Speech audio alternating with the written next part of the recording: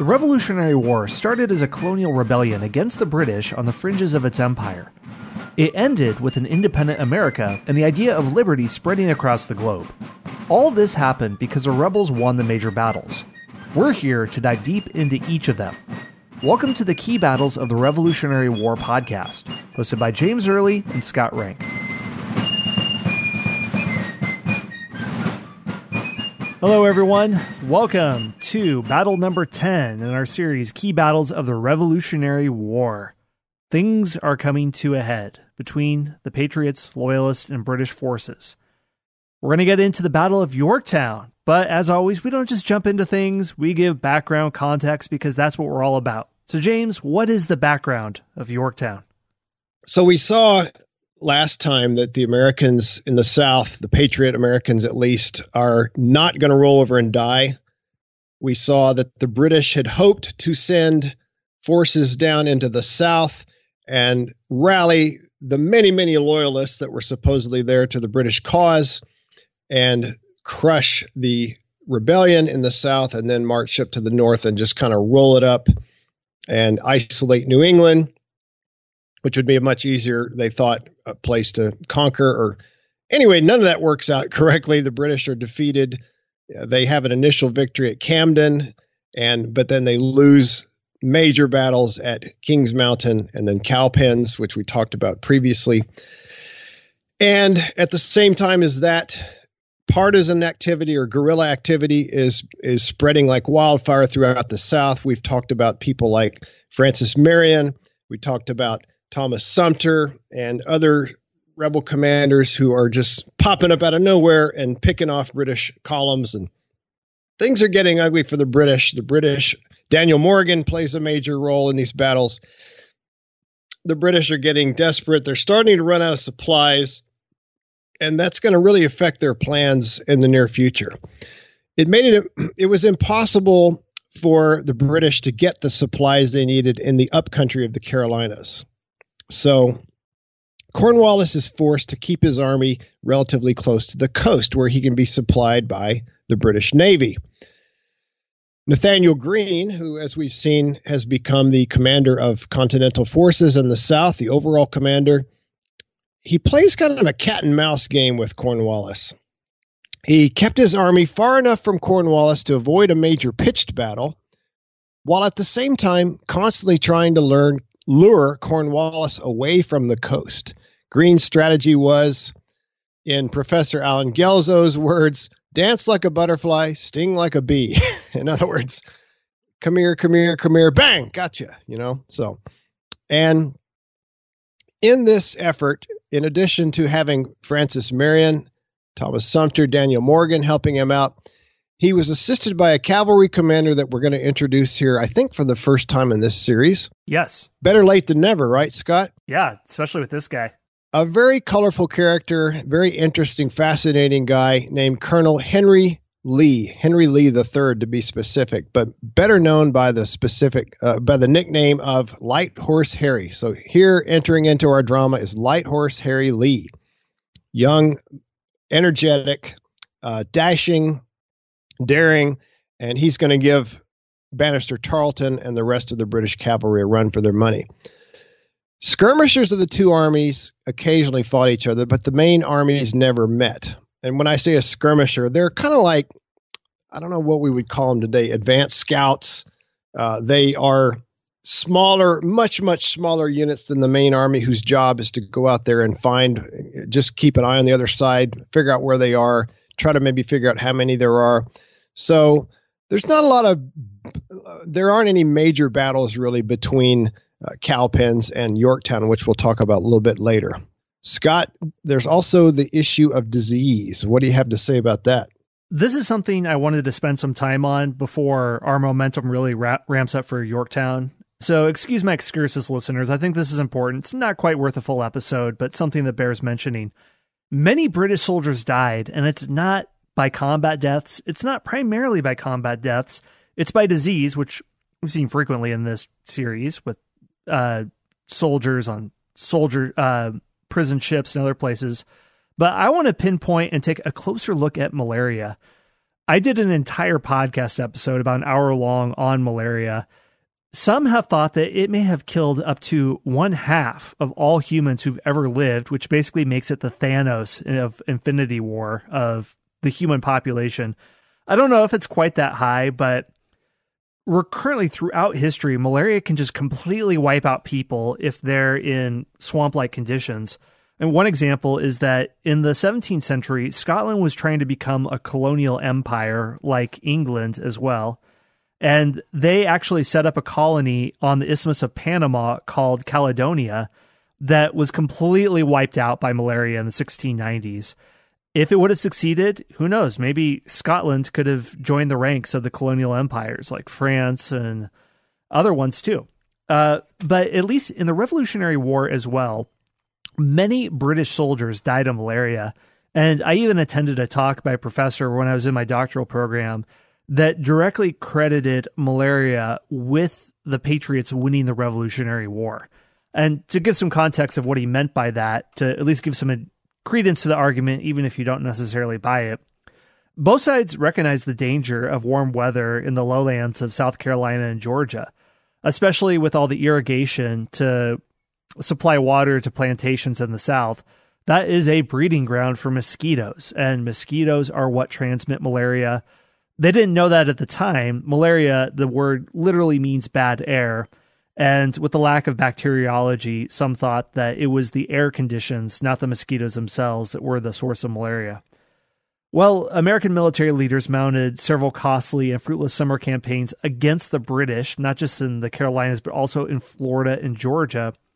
But it's the British that lose the most, especially in 1780. Sir Henry Clinton tried to capture Charleston in May, and Clinton's southern strategy undermined the health of his forces, and something cost the British the war. To secure the South, the lower South, it required keeping thousands of soldiers in what was then the unhealthiest region of British North America. So even though the British won victory at Camden, the British forces in the region sustained heavy casualties from the disease in the summer and fall of 1780. And in April 1781, Cornwallis cited saving his army from another Carolina fever season as one of the reasons that he moved his army north to Virginia and his encounter at Yorktown that October. So many of the British forces hadn't really been exposed to the disease before and became infected. And between June and November of 1780, more than half of the British army was too sick to move. So that's just another element I want to tie in, because we've mentioned some environmental factors in the series, especially weather. And I talked about my gypsy spell theory that Washington was cast a spell on for good luck, and weather is constantly intervening with fog and rain to help the Patriots. But let's not forget disease. And battles are very important. Tactics are very important, but disease is also very important. So I didn't want to count that out. So that's all I want to mention. Now let's get back into the exciting ramp of the narrative of Yorktown. So what happens next, James? All right. After Cowpens, Morgan's force reunited with Greene's army. They had been splitting and coming back together. Now they join together. They joined together again. Together they tried to lure Cornwallis to follow them westward, to try to draw him away from the coast. Come on. Cornwallis, for his part, he tried to trap Greene against the Yadkin River, but with the help of his boats, Greene got away. Cornwallis did not have boats, so he's stuck there. He can't get across the river. Cornwallis finally crossed the river, eventually found some boats, and he went after Greene, trying to trap him against the Dan River, which is in Virginia. On February 14th, this is 1781 we're into now, Greene again escaped across the river. This is sometimes called the race to the Dan. Greene does not want to fight Cornwallis out in the open. He wants to keep retreating like Washington had been doing previously in the war. He wants to only fight in a place and time of his own choosing. And as Greene was retreating, moving back more into the upcountry, he gained supplies and new recruits. On February 25th, Colonel Lee, Light Horse Harry Lee, he surprised 400 Loyalist militia, killing 90 of them while shouting, "Remember Buford." And again, in case our listeners have forgotten who Buford is, he was the commander of the American force at Waxhaw, which had been massacred by Bloody Band Tarleton. Cornwallis fell back to central North Carolina and began to march toward Wilmington. So he kind of gives up on going after Greene. He's going to go back to the coast. Greene recrossed the Dan, and he shadowed Cornwallis. In other words, following him, but keeping a distance so that Cornwallis can't just turn around and hit him. But on March 15th, near Guilford Courthouse, Cornwallis did turn to attack Greene, and he does succeed in reaching him and getting to him. And by then, Cornwallis's force was down to 2,000. That's it, just 2,000. Greene deployed his force into 3 lines, just as Morgan had at Cowpens. The battle went back and forth. The two sides became jumbled up, and there was much hand-to-hand fighting. At one point, this is amazing, Cornwallis ordered his artillery to fire into the mass of infantry, killing both the British and the Americans. So it's like, all right, just fire into the crowd. Well, sir, you might hit some of your own men. I don't care. Do it anyway. The Americans retreated from the field, ending the battle. And this, by the way, this is the Battle of Guilford Courthouse. Again, I'm sneaking in another battle. It's not one of our 10 key ones, but it's definitely worthy of mention. It was a technical British victory because the Americans left the field of battle. The British were left in command of the field, but it was a Pyrrhic victory because the Americans lost about 90 dead and 180 wounded, but the British lost 90 dead also, but 400 wounded. And this was nearly 25% of their force. Scott and I have talked about this many times, but let's bring it up again. The British, every time they lose somebody, they're gone. They're not going to be replaced, or at least probably not. It's just too hard. First of all, Cornwallis would have to send word to Clinton, say, send me some more guys. Clinton would probably say, no, I can't because I've got Washington outside of New York. And if I send too many guys, I'll be too weak. And it takes even longer to get word to Great Britain. And then, of course, it takes a while for them to raise the troops, get them together, get them organized, and then send them over. So whereas American soldiers can often be replaced by other Americans who will appear out of their towns and the farms and whatnot, when the British lose somebody, they're just gone. They're not going to be replaced in all likelihood. Hey everyone, Scott here. We're going to take a very short break for a word from our sponsors. I'm Scott from the History Unplugged podcast. History can be a bit of a tongue twister with its weird-sounding names of people, places, and things, but it really isn't that confusing. History is the story of who we are and how we comport ourselves while soaring to victory in battles over forts, seaports, and cities that fortunately thwarted the schemes of villains and their blood sports, like the 1415 Battle of Agincourt. It's about legal battles in courts, about the contortion of torts over the retorts of consorts that turned into kangaroo courts. I exhort you to listen to History Unplugged on the podcast player of your choice, and you can listen to it while wearing shirts, shorts, skirts, skorts, or jean jorts. Cornwallis wrote, I never saw such fighting since God made me. The Americans fought like demons. Cornwallis finally continues his march to Wilmington, and he reaches it on April 7th. So he's on the coast of North Carolina, but where's he going to go next? Well, he does manage to avoid a Saratoga-like entrapment here. And I just want to mention, following up on what you said about British losses being irreplaceable, there's also the challenge now of the British having to contend with a strategy that might have worked with them in the beginning of the war, but is really being torn to the breaking point. And that's where there's an idea that they have to hold towns rather than commit all their forces to fighting the Patriots directly. So after this, Cornwallis sees nearly 30% of his men killed or wounded. He has no supplies. He's burned his wagons. So he abandons his wounded, and he sets off for Cross Creek and Fayetteville. And supplies he ordered failed to show up there. He moves to Wilmington. The British are still formidable on paper, and there are over 8,000 regulars that remain in South Carolina and Georgia. But these men are spread out in 8 encampments in various towns and posts. The commander there, Francis Edward Rawdon Hastings, or Lord Rawdon, as he's more succinctly called, he continues Cornwallis's strategy of maintaining a British presence in important towns to pacify the population, but not using them to defeat Patriot armies. So now the British are vulnerable. They don't have Cornwallis's large roving army. Tarleton is in the field, and with him in the field, Cornwallis could terrorize an area into submission and punish a recalcitrant population and threaten to burn their crops and farms and homes, or actually doing it. And there's always a threat of arrest and confinement on one of the British prison ships. It's practically a death sentence for disease or starvation. But now Lord Rawdon doesn't have Tarleton's services, his bulldog, and there are still those roving bands of partisans and patriot militia that seem to have the upper hand. And the spread out British posts aren't mutually supporting and can be picked off one by one. So that's the situation after Cornwallis leaves. So where does he go after that? Well, he's going to carry himself back to old Virginia. All right. Cornwallis decided to take the war to Virginia, which was the source of many of the supplies for Greene's army. So he thought maybe he can kill two birds with one stone, cut off Greene's supply while getting valuable supplies that he needs for himself and his army. He thought if he did this, it would force Greene to follow him into Virginia, at which time Cornwallis could turn and strike him. Meanwhile, Greene attacked the British garrison at Camden, South Carolina. That was, of course, the site of a horrible American defeat much earlier. But Greene was driven back. Also, a British expedition raided Virginia. They came down from the north. They burned and destroyed much rebel property along the James River. And this expedition was commanded by loyalists led by the newly minted British Brigadier General Benedict Arnold. So here he is. Here's Arnold. You know, and this is another thing, Scott.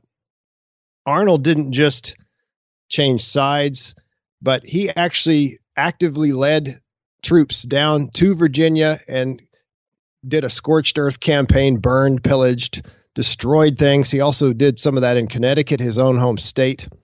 So that's another problem with saying, oh, Arnold wasn't just, he was just misunderstood. He wasn't such a bad guy, but I guess Robert E. Lee never burned Virginia, so there's some differences there. Yeah, exactly. You burn your own hometown, your own home state, plus Virginia as well. And now a French fleet that was based in Newport, remember the British had evacuated Newport, which we talked about a while back. Now it becomes the French naval base. They sailed toward the Chesapeake with the intention of attacking Arnold's force, but the British fleet in the area fought the French off. So the French fleet returns to Newport and were joined by 20 more ships of the line. And these were under the command of Admiral Francois de Grasse. I'm not giving all of his names this time. We don't have that much time. But anyway, and this gives the French something extremely important. It gives them naval superiority, at least in North America. So the French fleet in North America outnumbers the British fleet. They're outnumbered and outgunned. Cornwallis decides to establish a new supply base at Portsmouth, Virginia, at the mouth of the James River. Wow, okay, the French might start to get involved here. And there are, I'm sure, many events. It's about time. Exactly. There are many books on the conflict in the Caribbean. But that's a completely other issue. We could easily spend an episode on that. We're not going to.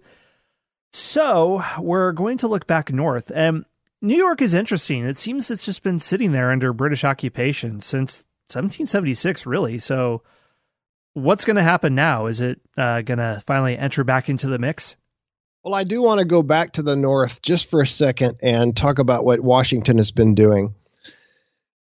Our listeners may recall that Washington's army had been surrounding New York City since 1778, so almost 3 years. Washington was stubbornly convinced that taking New York City was the key to winning the war. He would not give up that idea. People tried to talk him out of it, maybe tried to get him to go down south. The overall French commander, Rochambeau, tried to talk him into that, but Washington refused to be moved. He wanted to take New York City. Speaking of Rochambeau, he arrives on the scene in April 1780 with 5,000 French troops. They landed in Newport, Rhode Island. There it is again. It's New France, at least temporarily. Rochambeau was reluctant to attack New York until he had more soldiers. More were due to arrive the following spring. And again, as we've mentioned multiple times, the French were more interested in attacking Britain in the West Indies than in the colonies. All right, so moving on ahead, this brings Washington up to 1781, the spring and the summer. Washington sent a small army under the command of Lafayette. There he is again, good old Lafayette. He's Johnny on the spot. He's always ready and willing to go, and Washington trusts him. So Lafayette's job was to capture Benedict Arnold. And if they could catch him, Lafayette had orders to hang Arnold on the spot. Lafayette reaches Richmond in April, but Arnold had left, and Lafayette withdrew northward. Cornwallis sent Lieutenant Colonel John Graves Simcoe to attack a Patriot force under Baron von Steuben. So we got everybody out. Everybody's in the entire world is there. All nationalities are uniting together. I know. We've got France, we've got Poland, we've got Germany. What is it? Britain versus the world, huh? Anyway, Simcoe, and he's a character in the show Turn, Washington Spies. They make him way more evil than he really was. But he wasn't a particularly nice guy to the Americans. He's going to attack von Steuben. Von Steuben's troops refused to fight. So much for him being a great taskmaster. He wasn't able to even motivate his own troops this time. So von Steuben has to retreat. And then Cornwallis sent Bannister Tarleton to Richmond with 180 dragoons. They chased the Virginia state legislature and Governor Thomas Jefferson to Charlottesville. So they run him out of the capital. Jefferson and the whole government, the Virginia state government, has to retreat. They go to Charlottesville. Jefferson went to his home at Monticello. Tarleton's force pursued him, reaching Monticello only 10 minutes after Jefferson left. And Scott, I think you wanted to elaborate on that. Yeah, this is really interesting. It's a great story. It's an amazing story. I mean, just to underline this, I don't know what Thomas Jefferson was thinking. I guess he's the classic example of a politician who's never held a rifle before or shouldered one in battle. He just couldn't believe that an invasion was in progress and kept calling for more reports and more information. At this time, Benedict Arnold captured Hood's fort. He disembarked his troops about 25 miles below Richmond on January 4th. Jefferson, I guess his faith in the militia was bordered on the fanatical, and finally he issued a call up. There were only about 200 that responded by the next morning. So during the night, Arnold marched overland to Richmond in the pouring rain. The militia, which didn't have the opportunity to form up, made a stand at the outskirts of the city, but it was hopeless. They just fired one wild volley, and then the militiamen fled. Arnold's men chased the militia, and they gave no quarter to them. It's like they were on a fox hunt. Jefferson fled from Richmond to Charlottesville, followed by all of his state government officials and their families who could get away. Few, if any, military supplies and stores were destroyed or taken out of the city. Arnold rode in unopposed at the head of 1,000 men. So this is his first moves as a British general. It's a success, and Jefferson barely escaped. So imagine what would have happened if Jefferson had been captured. He would have been hung, and how would he have gone down in history? He would have been the wonderkind who wrote the Declaration of Independence, and then he would have been a great what if, or could have been. Never president, never part of all the hammerings out of the Constitution. Everything he did as president, everything he did afterwards, but he did escape. So he is not a what if. And just barely escaped by the skin of his teeth. It's hard to imagine. No Democratic Republican Party, no Louisiana Purchase. Yeah. No University of Virginia. I'm sure somebody would have started one eventually, but yeah, no Monticello for field trips. A lot of differences. This would make a great movie. Jefferson, like 10 minutes away from being captured. But anyway, if there's any movie makers out there, hey, can we suggest this? That's a possible movie topic. We'll go see it. Well, I guess, James, should we turn this into another excursus, or this could be our part one of part two? Yeah, this will be our preliminary. Let's break it off here and leave everybody in suspense exactly. for a while. You'll just have to wait for Yorktown. It's going to heat up. We love cliffhangers. That's how we do things. And to give you that immersive experience of being a Patriot soldier or being a Tory where you have absolutely no idea what is going to happen next. All right, well, we will do that. We'll leave you hanging in suspense, and then we'll lead up to the next episode where we get into the thick of the Battle of Yorktown. Thanks for listening to the Key Battles of the Revolutionary War podcast. If you'd like more info, go to keybattlesoftherevolutionarywar.com, where you'll find show notes, maps, and other resources that we talk about in these episodes. And if you like the show, please rate and review us on the podcast player of your choice. It helps us grow the show and reach new listeners. Until next time, my friends, grab your tankard of ale or glass of Madeira and raise a toast to liberty.